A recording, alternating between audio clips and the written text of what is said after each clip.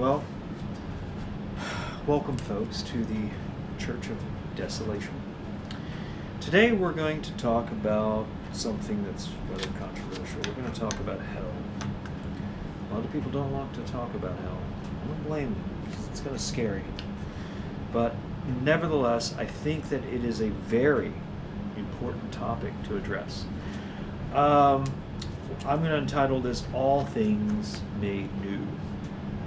Now, in Christianity, as in any belief system, there are some hard things to swallow, even to the skeptic, the nihilist. Nihilism and meaninglessness are all hard to swallow. They're hard to deal with. If you're a skeptic, if you're a nihilist, the fact that there's no meaning in the universe, that nothing means, that everything means nothing, there is nothing out there that has any intrinsic value, that's difficult to deal with. It really is. It's a really difficult thing. Sometimes it's freeing, sometimes it's liberating, but sometimes it's very difficult. As for Christianity, the most difficult issue to deal with is that of hell. I know as a child, it was one of the most difficult issues I had to deal with. The idea that hell was eternal, that hell was damnation. The idea that God was good but sent folks to hell eternally was tough for me to accept. And I'm sure it's tough for many of you to accept as well. Sometimes it's I don't know, some people feel it's nice knowing that that their enemies are going to be burning eternally, but most of us, I think, feel that it's a really difficult thing to accept. See, but then again, truth doesn't really care what we think of it. So the fact that we feel bad about there being a hell doesn't make it any truer or any not truer. It's irrelevant, really, how we feel about it. Or is it irrelevant? Because there does seem to be a sense of justice, a sense of mercy, the idea of eternal pain, the idea of eternal suffering, the empathy we feel for others. These are all things that suggest that this is not in the character of God. This is not something that God would be okay with. And so let's look at the issue of hell, what it is and what's not. Is it eternal punishment? When the Bible talks about it, hell, is it something that is an issue, or is a situation of eternal punishment, or is it a cleansing process? Is it a myth? What is it? I don't know. As far as the Christian doctrine, we have three sort of features. The first is the received tradition. It's something that the church just received through the historical process. It's what it's adopted. The other is, and of course that's a Catholic perspective, as is the other one, which is it's a received doctrine that is given by the church fathers or the presbyter bishops that were the early church leaders. And this was their teaching. It was passed from Jesus himself. It was passed from them to the disciples, and the disciples to various other people that they had passed those on to. That received doctrine. You can't find it in the Bible. It's just something that's whispered in there, and they receive it. Then we have Scripture. Then we have the Bible. So it's three-tiered, kind of like the Anglican three-tiered, which is reason, tradition, and Scripture. So it's kind of three-tiered in that sense, I guess. Now, as to the church fathers in early church history, the earliest evidence we have of any sort of position that the church has was the Nicene Creed. And when we read the Nicene Creed, which talks about the anticipation for the new world to come, the forgiveness of sin, and the new creation that will be established. There's no mention of eternal damnation. So the earliest creed that the Christians were reciting to each other did not have anything about hell, which is kind of strange because nowadays in modern Christian evangelicalism, the emphasis almost is entirely on hell. Everyone's so afraid that they're going to sin to the point that they're going to go to hell, so they have to turn from sin. And if they don't turn from sin, they're going to go to hell, or if they have to say Jesus like 12 times or whatever. Otherwise, they're going to end up in this place, this terrible place for eternity. So it's a really, really significant thing to address, particularly in the modern Christian, because in the modern Christian vernacular, when they talk about being saved, it means being saved from something, right? It means being saved from hell, not just being saved from ourselves, not from some abstract sense of being saved from from being dead inside, or from psychological perspective, but it literally means that the soul will be saved from being eternally damned. But we don't see that in the earliest creed. In the earliest creed, going back to the very, the first and second century, particularly the second century of Christianity, we don't see it. The earliest evidence we have, this is more of a more later development. Some people would argue it happened around the Council of Ephesus. But the point is it's later, and there are reasons for that, but we won't go into that right now. So only later does it become a centerpiece of evangelicalism and evangelism as a whole, not just modern evangelicalism. Many of the early church fathers, in particular from Alexandria, such as Clement, Origen, and many others, taught hell was a process. They taught that hell was not an actual place, and if it was a place, it wasn't eternal, and that all things would be made new. So they believed that, the earth was, all of creation was kind of cracked. It was, it was imperfect, it was cracked. And the renewal of reality, of physical reality, of all of reality, of the cosmos, was reestablished through the death of Christ, or will be again at some point. That it's an anticipatory, it's a waiting.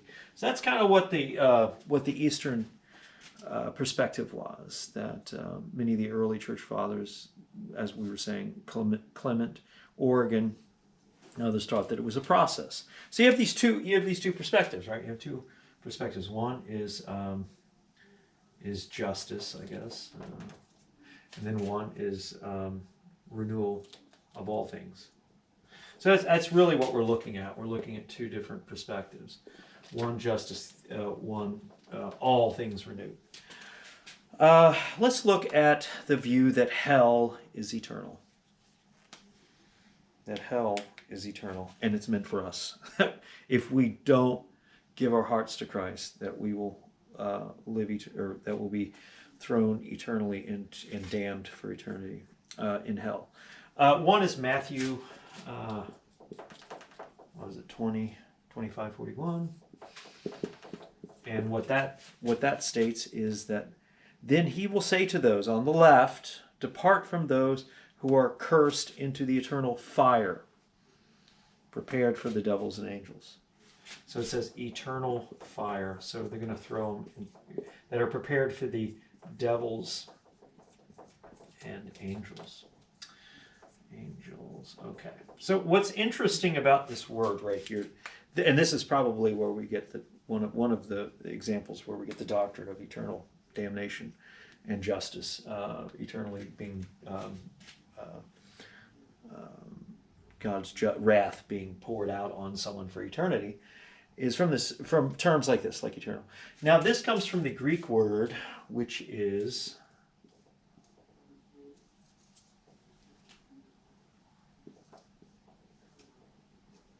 I can't write it all. Basically means for an era. So this word, let's put it right here so we can see it. This Greek word actually means an era. Now it can be eternal. It certainly can, and in other forms of literature, it has meant something that's perpetual and going on and on forever. But it also can mean for an age, for a period, from here to there. It doesn't necessarily mean, all times, beginning in or starting at a point and continuing eternally. It could mean just from one period to another. So that scripture itself does not prove that that hell is eternal. It just merely demonstrates that it's possible. That's one example. And this is interesting too. It says devils and angels, the distinction, which would be, fallen angels and some other spirit or something. So, but the point is that the term Aeneas, or that, I'm not sure how to pronounce it, actually just means an era. And we see this too again in Matthew.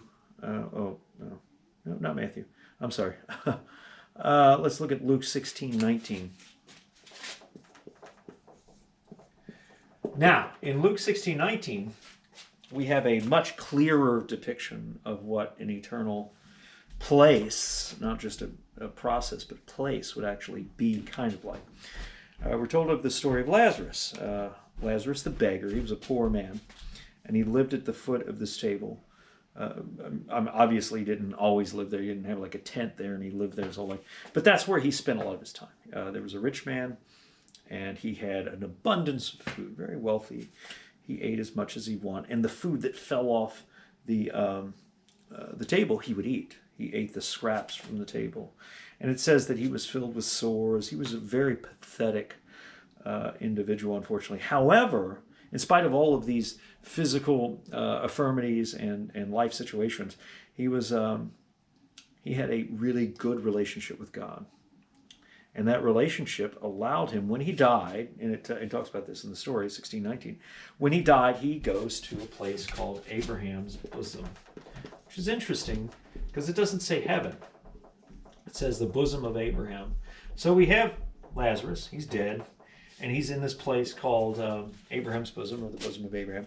And then we have the rich man. He dies too, but he goes to another place. He goes, it doesn't even say, he just says he dies and he ends up in Gehenna or Hades. It's just the grave.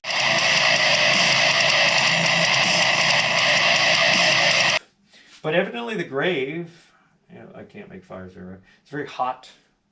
It's very parched.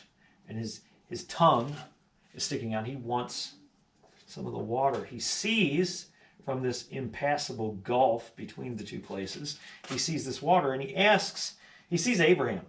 Here's Abraham over here. I guess he's closer to the gulf, or he's much more conspicuous but he does see Lazarus too. And he says, could you allow Lazarus to take some of that water and just put some on my tongue, because I'm in misery. And he says, you cannot get past here, no matter what. Well, he says, if you can't do that, at least send someone back, because I have some brothers, and they're doing the same thing I'm doing. They're living their lives their own way. They don't have a relationship with God like Lazarus did. Could you send someone back to tell him that, or to tell them that they need to avoid this, because this is a terrible situation? And he says, they have the prophets, and if they're not going to listen to Moses and the prophets, they're not going to listen to anyone raised from the dead. Now, when he says raised from the dead, obviously it's a reference to Jesus, because Jesus was raised from the dead. And a lot of people don't listen to Jesus, right? So they're going to go through this process. Now, in the story, however, these places are never described as eternal. And even if they were, the term that the Greek is being used here, the Greek word, which would not necessarily translate to something perpetually going on forever and ever. But we know that this is not heaven. This is something different. This is an area or process by which he's being held until a further redemptive state. But he might enjoy a redemptive state at some point too, but he's going through a really bad time in the meantime. But to the advocates of eternal damnation, it's believed that the rich man is in Gehenna, but he'll eventually go to another place where he will be, the second death is referred to in Revelation, where he'll be thrown into the lake of fire. So out of Gehenna, you have another place, the lake of fire, and it's just like that Gehenna, except even worse, and it's the eternal resting place. Whereas Abraham's bosom, that is a temporary place until you get to heaven, or until you get to the restored, renewed state of all things that talks about in Scripture. So let's go back to the issue of heaven and hell. But as to why damnation is not eternal here are some possibilities for it. And what we're going to do is we're going to look at some scriptures that seem to suggest the opposite of what people have been saying about hell, which is eternal, which these scriptures could be interpreted as stating that it's eternal. For instance, the fall. We'll go back to this really crappy picture of Earth. The fall is the state of things that are not as they should be. This is the state of things. There's a fissure, there's a crack in creation, and it's just not as it should be. So in 1 Corinthians 15:21, let me put this up here. 1 Corinthians 15:21. We're told that man came, for since by man came death, by man, or one man, came also the resurrection of the dead. So by one man, death came. And this could be like a virus, like COVID or something like that. So by this man, a virus was introduced to humanity. But by one man, which would be Jesus, we have the antidote. We have the antidote. We have the solution. We have the redemptive forces that's going to change everything and renew everything. So on the one hand, you have one person that brings all the death, and on another, you have someone that brings the life. But it's brought to all people. That's the point. All things are made new, as we saw in that scripture in Revelation. Romans 5:12 also says the same thing. Romans 5:12 also states that, where's that? Where did I put it? Yeah, wherefore by death sin entered into the world, and by death by sin, and so death passed upon all men. So one man again brought sin and death to all men. It's not, you didn't choose it. You didn't ask for it. It just came to you. You're born into it. You can't help it. You're a little baby here, and you're born into sin. You have no choice over it.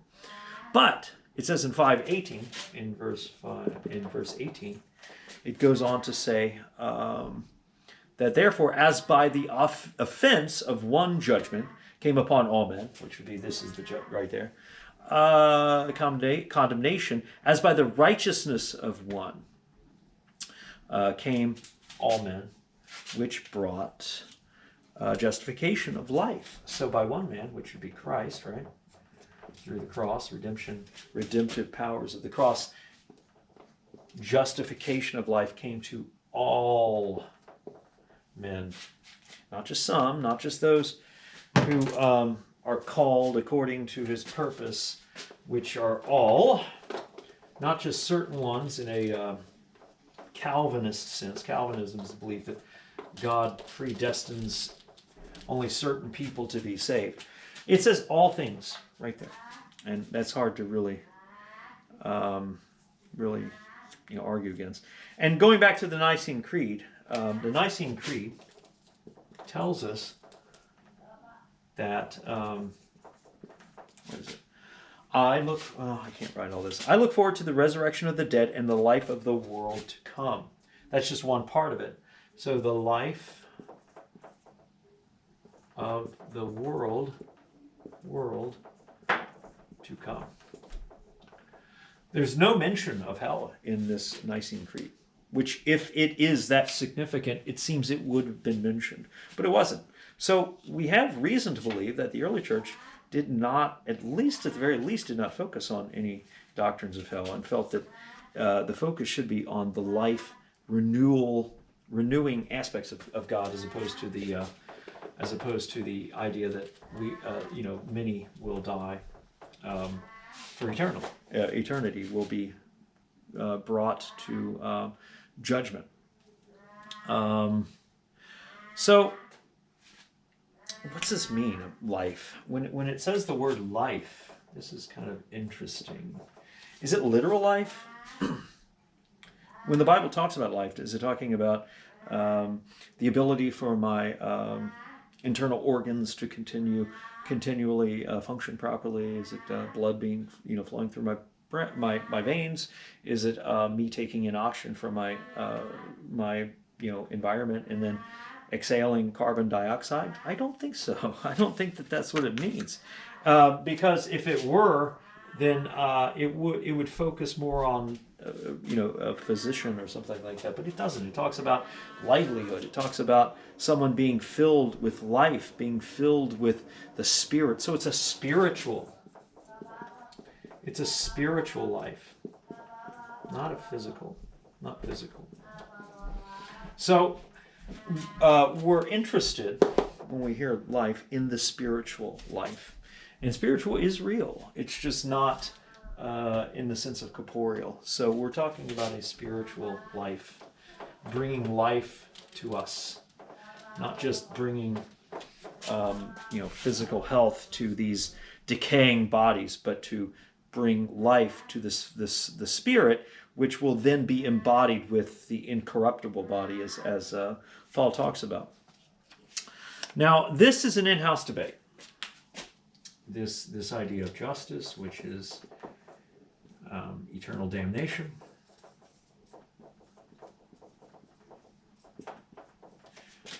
and on this side, renewal of all things. All things. Some people call it universalism. I don't like that. I'd prefer to call it reconciliationism. Reconciliations. I would rather call it that. But you have these two perspectives. You have reconcile, and you have justice. They're an in-house debate. Hell is a process, according to this. This hell is a place eternally filled with God's wrath. God's wrath. So it's much different, and either of them is okay. I mean, when we look at Scripture, we don't really see one being more compelling than the other. For instance, one of my favorite authors, C.S. Lewis, would probably be in this camp. C.S. Lewis. He said basically, and you probably heard this, in the end, we will say, before the judgment throne of God, we will say, thy will be done. So if we're saying that to him, that means we've submitted our wills to God, and we have received the gift of salvation. However, on the other hand, God will say to us, your will be done. So you have this individual, and they can either submit to God, here's God up there, submit to God and go to God, or go this way, or God is saying, your will be done. And the side of mercy, the fact that all things will be renewed, as we were talking about. One person that advocates this perspective is a pastor named Steve Chalk. Now, Steve Chalk was recently involved in a debate with another individual concerning this very same issue as to the question of hell, the question of eternal damnation, and this and that. What Steve Chalk had mentioned was that it was very strange that God would throw someone in hell for eternity out of love. His idea was this, that love produces, love creates something. Just like when Jesus came to the world, he inoculated, right? He inoculated people with that virus. That is an act of love. An example he used was when he was involved in prison ministry. He was involved in a prison ministry, and he was charged with talking with this one individual that had plotted with ISIS, the really bad terrorist group, plotted with them on trying to kill lots of people. Well, Steve Chalk was ministering to this individual. He talked with them, and he shared his story. He shared the story of Christ and the story of forgiveness and the story of God's love. And evidently this guy came to Jesus, or came to salvation. And Steve Chalk, what he was saying was this, that even he, a mortal with imperfect love, the love that he showed, was able to produce that in someone else. If even he could do that, how much more can the love of God, the love of Christ, produce in people? So the idea is that that no matter what someone believes, what someone thinks, how someone feels, that God's love will create change in their lives. And it's not an issue of whether they choose or not to choose or reject God. The fact is that love will transform them, will transform their wills, transform who they are inside. And it's not an issue of them just choosing God or choosing their own destruction.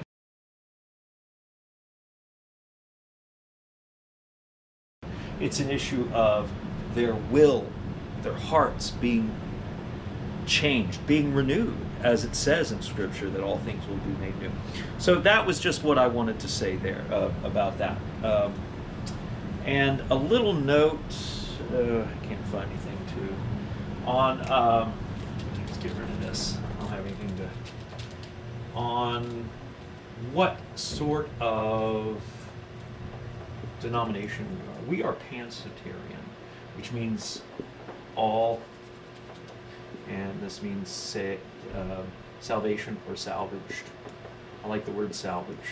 And what that means, and these are words from the Greek, but what this means is that we believe that all things will be salvaged. All things will be made new, will be renewed by God's Spirit. So this is our view, and we believe that this is backed up by Scripture. It's backed up by church tradition, probably not later church tradition, but some of the earliest church traditions, as we were talking about in the Nicene Creed and all that sort of thing. And about the Eastern tradition, we probably align more with the Alexandrian school of theology. But we're Pansoterians, so that's kind of important to mention here.